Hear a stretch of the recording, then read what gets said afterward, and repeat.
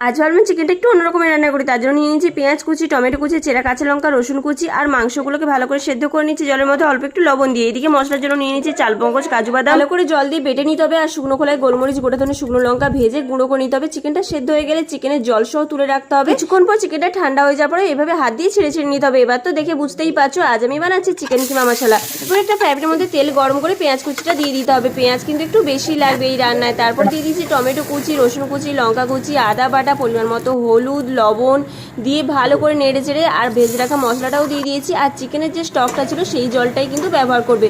স্বাদটাকে balance করার জন্য অল্প একটু চিনি দিয়ে সেদ্ধ করে রাখা মাংসটা দিয়ে তার মধ্যে আগে থেকে বেটে রাখা কাজু বাদাম আর চালমগজের পেস্টটা দিয়ে দিতে হবে। আর হ্যাঁ, এখানে কিন্তু আমি একদম সলিড মাংসটাই ব্যবহার করেছি। অল্প একটু জল দিয়ে কিছুক্ষণ ফুটিয়ে নিয়ে বাটার দিয়ে নামিয়ে নিতে হবে। আর এর সাথে আমি সার্ভ করেছিলাম 3 কোনা তুলতুলে নরম পরোটা, যার সাথে খেতে অসাধারণ লাগে। বাড়িতে অন্তত একবার ট্রাই করার। ভিডিওটা ভালো লাগে চ্যানেলটা সাবস্ক্রাইব করে দিও। টাটা।